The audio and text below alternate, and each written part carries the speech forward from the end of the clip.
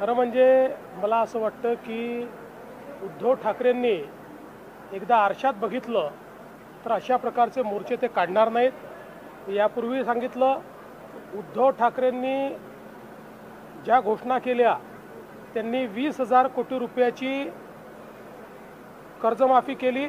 त्याच्या 3 वर्ष आधी आम्ही 20,000 कोटी रुपयाची कर्जमाफी केली। त्यामुळे त्यांनी काही फार मोठं केलं असं नाही। या उलट त्यांनी जी घोषणा केली होती की आम्ही 50,000 रुपये चालू खात्याच्या लोकांना देऊ, 2.5 वर्षात फुटकी कवडी दिली नाही, त्याचे 16 लाख शेतकऱ्यांचे पैसे आमचं सरकार आल्यानंतर आम्ही दिले।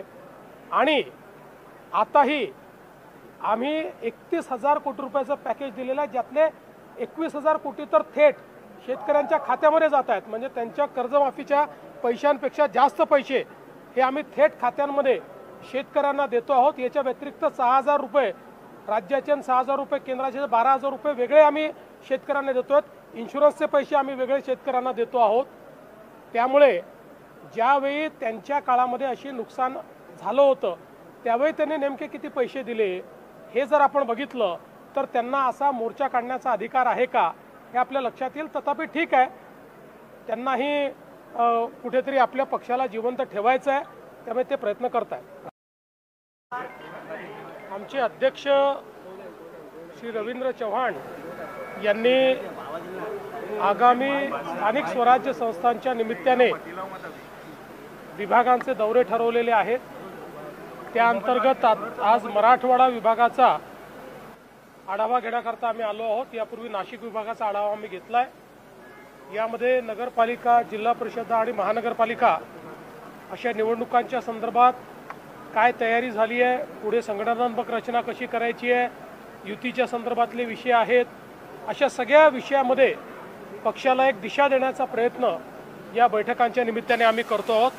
आणि आज आता इथल्या 8ही जिल्ह्यांचे सगळे आमचे पदाधिकारी हे संभाजीनगरला आलेले आहेत आणि ही बैठक आता आमची संपन्न होणार आहे।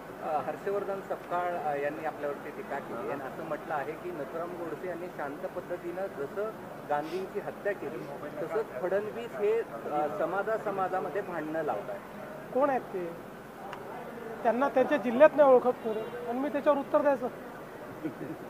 उद्धव ठाकरे उद्या मराठवाड्याच्या दौऱ्यावर येत आहेत आणि अंबरडा मोर्चा करतात। खरं म्हणजे मला असं वाटतं की उद्धव ठाकरेंनी एकदा आरशात बघितलं तर अशा प्रकारचे मोर्चे ते काढणार नाहीत। यापूर्वी सांगितलं, उद्धव ठाकरेंनी ज्या घोषणा केल्या त्यांनी 20,000 कोटी रुपयाची कर्जमाफी केली। त्याच्या 3 वर्ष आधी आम्ही 20,000 कोटी रुपयाची कर्जमाफी केली।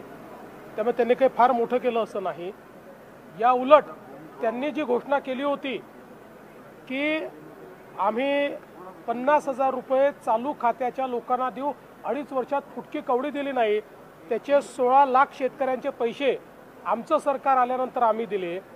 आणि आताही आम्ही 31,000 कोटी रुपयाचं पॅकेज दिलेलं आहे, ज्यातले 21,000 कोटी तर थेट शेतकऱ्यांच्या खात्यामध्ये जात आहेत। म्हणजे त्यांच्या कर्जमाफीच्या पैशांपेक्षा जास्त पैसे हे आम्ही थेट खात्यांमध्ये शेतकऱ्यांना देतो आहोत। याच्या व्यतिरिक्त 6,000 रुपये राज्याचे 6,000 रुपये केंद्राचे 12,000 रुपये वेगळे आम्ही शेतकऱ्यांना देतो आहोत। इन्शुरन्सचे पैसे आम्ही वेगळे शेतकऱ्यांना देतो आहोत।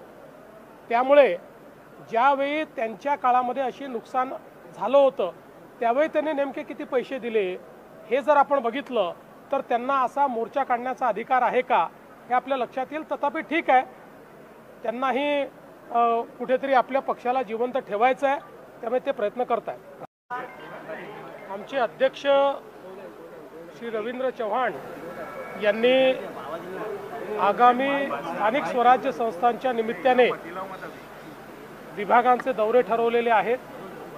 त्या अंतर्गत आज मराठवाडा विभागाचा आढावा घेण्याकरता आम्ही आलो आहोत। यापूर्वी नाशिक विभागाचा आढावा आम्ही घेतला।